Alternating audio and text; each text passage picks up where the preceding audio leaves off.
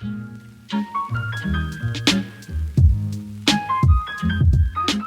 YouTube video, yay. Want to let people know why we're here and what we're about for today. So I'll start. My name is Nicola Pierce Smith, owner, operator, and therapist of Melanated Women's Health Therapy Practice, focusing on trauma, anxiety, depression, and issues specific to women of color, women who identify as Black. I'll throw it over to you, Lavonda.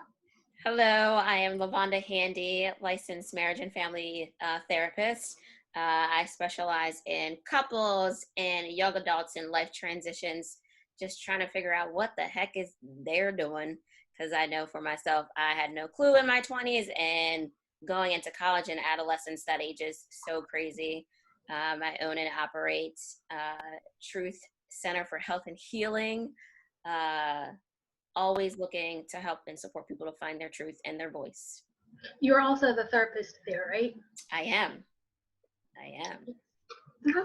So what you said is a good segue into the topic of wanting to talk about this issue of what exactly is confidence.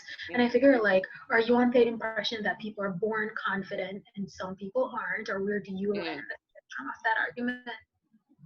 I think they are not born confident. I think the people that surround you actually instill that into you, or depending on your experiences in life, that like pulls the confidence away from you. If you like look at a lot of children who have been bullied growing up in their adolescence, or they had a tougher time growing up, their parents are more harsh and more strict, they are less likely to try new things or reach out and confidently talk to somebody. You want to ask somebody on the date, they're more shy to do that if they haven't had that kind of instilled in the kind of nurturing in their environment. So we definitely agree to that, because I definitely do not think that people are born confident. They're born with certain genetic coding, but in terms of confidence, it's more something that comes with practice or even life experiences that may take away from someone's confidence in various areas, like you were saying with the dating, even with a specific skill. Like doctors aren't born confident doctors. They had like a long time of training and practice and fellowships and residency that built their confidence over time. So how would you define confidence? That's a really hard one. I feel like clients ask that all the time, and I think it's unique to the person, because I think you can be willing to try something, right? Does that make you confident if you're just willing to take a risk versus not taking that risk?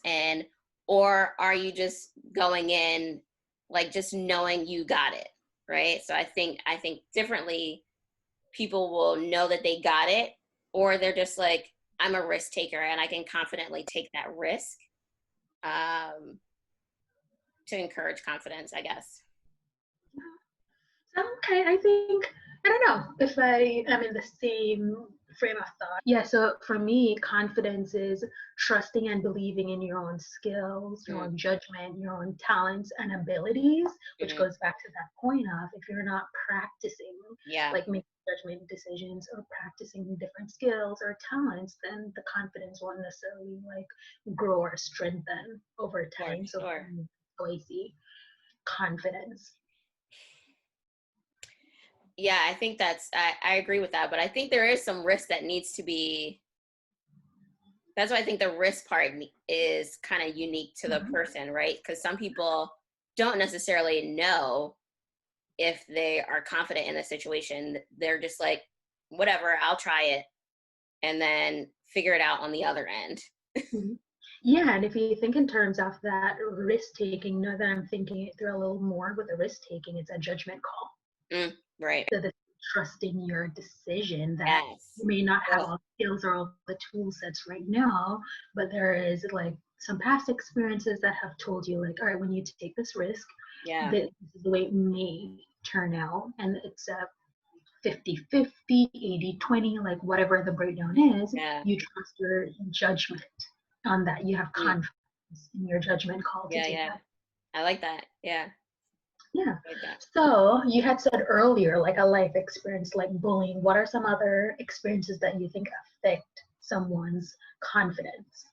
Any type of rejection, right? Like if you are an athlete and you're constantly like working to this goal and you're just not hitting that goal, or you Hmm. get injured. I've experienced myself, even personally as an athlete, you get injured and you have to like rebuild your confidence in what you can do. But because now all you're tainted with is the fear of that injury happening again. So in a sense, it's like any type of rejection and any shot to your confidence is like a trauma that you experience, and you're more nervous or more hesitant to like retry it again for fear of whatever that previous trauma was. Yeah, and I like that you mentioned like any kind of rejection because rejection can be so many different things. I remember for me, like I don't even know if I've told you this before, but when I was applying for doctoral programs, I got rejected like 3 years. I'm like, oh my gosh, my entire life I've been told like I'm so smart and this is Yep. that, and here I am getting rejected. And I tried again and got accepted. And it's like this building up. Like if you believe in your innate skills that you've developed over time, maybe it's not something that's wrong necessarily with my application and the things I put. It's the school isn't the right Right. school for whatever reason. It's Right. not me. So my confidence wasn't affected severely in that And way. how do you like determine that, right? Like how do you determine that, like, oh, it wasn't me, it's a them kind of thing, you know? So, and it takes like self reflection, right? Because it goes both ways. Like Hmm. when I really looked into it, it was a part of it was me, this decision that I made to apply to a program that when I thought it through, well, you know what, I also didn't necessarily, it wouldn't have been the best fit for me. I was just applying just to apply. Right. Same thing, like each person looking at themselves and where are you applying your energy, where are you putting all your resources, and is that the best for you? Are you essentially setting yourself up to fail, Right. setting yourself up to have this good positive outcome? Whether you get accepted or not, right? Like, because even in rejection, you can learn different things about yourself and really identify what's meant for you. And I think Yeah, people don't necessarily recognize that that's an opportunity versus like a stab. yeah, I'm always saying rejection can always be a redirection Right. to Right. something else, right? So we shared some like personal stuff with confidence, some barriers. What would be something that you give to someone as a takeaway of how they can like develop confidence over time, since we're agreeing that you aren't necessarily born with it? I would do that self reflection, like really explore, like, okay, what happened in that experience that has me not wanting to try again? Mhm. Um, and then what parts of me do I like really see are showing up constantly that are consistent and that provides that space for me to trust myself to make any decision and be prepared for, any type of rejection afterwards. Okay, so self-reflection, it's a good one. I would also add like looking into like what are your personal narratives Mm, around that, because yes. self-reflection, but it's also like what are the thoughts and beliefs that you're attaching to Yeah. different experiences, and doing some reality testing like I did, like, oh, is it really me? Am I not good enough for doctoral Right. programs, or is it something else? It's this self-reflection and also like testing the reality of these beliefs that we all have and bring to different situations. Yeah, I totally agree with that. Totally. So, Lavanda, for a summary, how do you put this conversation together neatly in a package to give to someone?